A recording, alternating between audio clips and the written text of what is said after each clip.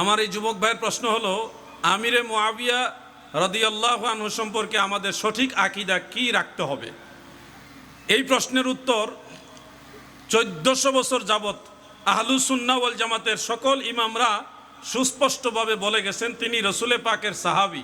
তিনি রসুলে পাকের সাহাবী। সাহাবীদেরকে গালি দেওয়া যাবে না, সমালোচনাও করা যাবে না। এটাই আহলুস সুন্নাহ ওয়াল জামাতের চূড়ান্ত ফায়সালা। মনে রাখবেন, শেরে খোদা মাওলায়ে কায়নাত হযরত আলীগুল মুর্তজা কাররামাল্লাহু ওয়াজহাহু, তিনি হলেন আহলে বাইতে রসুলের সদস্য। তিনি পাক পাঞ্জাতনের একজন, তিনি খোলাফায়ে রাশিদিনেরও একজন। অতএব উনার মর্যাদার সাথে কখনোই হযরত আমিরে মুআবিয়া রাদিয়াল্লাহু আনহুর মর্যাদার তুলনা দেওয়া যাবে না। সমান তো দূরের কথা, তুলনাই দেওয়া যাবে না। মাওলা আলীর মর্যাদা অনেক ঊর্ধ্বে, কিন্তু মর্যাদাগতভাবে যদিও মাওলা আলীর সমান হযরত আমিরে মুআবিয়া নয়, কিন্তু তিনি রসুলে পাকের একজন সাহাবী, তিনাকে সম্মান করতে হবে। এখন যদি আপনি আমাকে বলেন যে আমাদের চট্টগ্রামের অমুক হুজুরে বলছে হ্যাঁ মুআবিয়া তিনি খারাপ ছিল, তো অমুক হুজুর বড় না ইমাম বুখারী বড়? অমুক হুজুর বড় না ইমাম শাফি, ইমাম আহমদ বিন হাম্বল ওনারা বড়? তো চাইরো মাযহাবের ইমামরা তরিকতের মধ্যে আপনারা বলেন হুজুর গাউসে পাক বড় পীর আব্দুল কাদের জিলানী রহমাতুল্লাহ আলাইহির চাইতে বড় কোনো বুজুর্গ আমাদের বাংলাদেশে আছে? তো গাউসে পাক তো বলছে আমিরে মুআবিয়া সাহাবী, গাউসে পাক বলছে উনি রসুলে পাকের সাহাবী, গালি দেওয়া যাবে না। তো গাউসে পাকরে যে মানে না, হে আবার কিসের তরিকাপন্থী? তার তো ফির মুরিদি করাই জায়েজ নাই।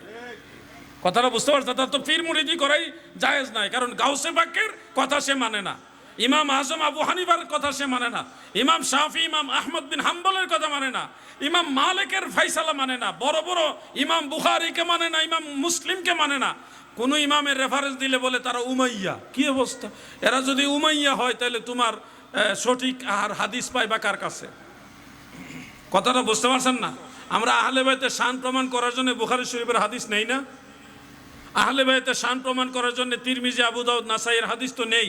তো আহলে বাইতের শানের ব্যাপারে এই হাদিস থেকে, এই কিতাব থেকে হাদিস নিলে সঠিক হয়, সেখানে আমিরে মুআবিয়া সম্পর্কে হাদিস নিলে তখন এটা সঠিক হয় না? এটা কেমন কথা? সবচেয়ে গুরুত্বপূর্ণ বিষয় হলো, মনে রাখবেন, সাহাবীদের সমালোচনাকারীকে আল্লাহর নবী পছন্দ করে। নবীজি হযরত আমিরে মুআবিয়ার জন্য দোয়া করেছেন, আল্লাহুম্মা জাআলহু হাদিয়াম মাহদিয়া ওয়াহদি বিহি। এটা হাসান সনদের হাদিস। আল্লাহর নবী হযরত মুআবিয়ার জন্য দোয়া করেছেন। রাসূল আকরাম সাল্লাল্লাহু আলাইহি ওয়াসাল্লাম যার জন্য দোয়া করেছেন, আপনি তাকে গালি দিচ্ছেন। কত বড় বুজুর্গি আপনার! যে পীর সাহেব নবীর যে কোনো সাহাবীকে নিয়ে সমালোচনা করে, ওই পীর সাহেব পীর না, এটা টাটকা শয়তান। তাকে তালাক দেওয়া আপনার জন্য ফরজ।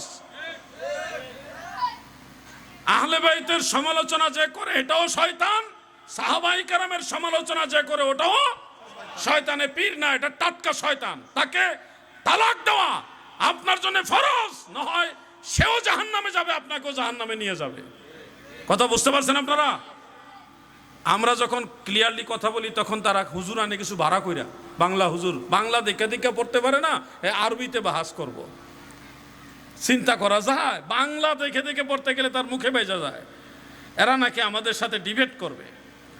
ওটা কোনো অহংকার না, এগুলি ফাইসালা আমরা দিব না। এগুলি ফাইসালা আগে ইমামরা দিয়ে গেছে, আমরা সেটা অনুসরণ করব। আমরা আহলে বাইতকে বেশি ভালোবাসি, ঠিক কিনা? পাক পাঞ্জাতনকে সবচেয়ে বেশি ভালোবাসি। ওই ভালোবাসা চালিয়ে যাবেন, সাহাবায়ে কেরামকেও মহব্বত করবেন। কাউকে নিয়ে কোনো নেতিবাচক কথা বলা যাবে না। সমস্ত সাহাবীদেরকে মেনশন করে আমার আল্লাহ তাআলা কোরআনে আয়াত নাজিল করছে, রাদিয়াল্লাহু আনহুম ওয়া রাদুয়ান। আল্লাহ তাআলা সাহাবীদের উপরে সন্তুষ্ট, আর আপনি সাহাবীদের সমালোচনা করেন। আল্লাহ কয় আমি খুশি তাদের উপরে। চিন্তা করা যায়? আর তাদের উপরে আমরা সমালোচনা করি। আল্লাহ আমাদের সবাইকে সিরাতুল মুস্তাকিমে থাকার তৌফিক দেন, আমিন বলেন। পটিয়ায় এক মহান পীর ভান্ডারি শ্যামা মাহফিলে নাচানাচি করছে, সেটা জায়েজ বলা যায়? কত মানুষ কত জায়গায় নাচানাচি করে, এটা নিয়ে আমার আলোচনা করার তো কোনো প্রয়োজন নাই। আমাদের দেশে অনেক পাগলও তো অনেক জায়গায় নাফালাফি গান কি করে না, তো এগুলো নিয়ে কি ওয়াজ মাহফিলে আলোচনা করতে হবে? তো কথায় আছে না, পাগলে কিনা বলে ছাগলে কিনা খায়। এগুলি আপনারা গুরুত্ব দিবেন না। ইসলামী শরিয়াতে কি বলে, সামা মাহফিলে রাক্স করা যাবে কিনা বা লাফালাফি করা যাবে কিনা এইভাবে প্রশ্ন করবেন। অমুক পীরে কি করছে, অমুকে কি করছে, এটা না। যে সেমা মাহফিলের মধ্যে শরীর হেলাধুলা করা যাবে কিনা এটা প্রশ্ন করবেন, তখন আমরা উত্তর দিব। যদি কোনো জিকির বা সেমা মাহফিলের মধ্যে কারো জজবা আসে এবং সেই জজবার হালতে এসে আল্লাহর মহব্বতে কিংবা আল্লাহর রসুলের মহব্বতে অথবা আল্লাহর ওলির মহব্বতে একটা জজবা হালতে এভাবে ঝাঁকুনি আসে, তাহলে এটা জায়েজ আছে।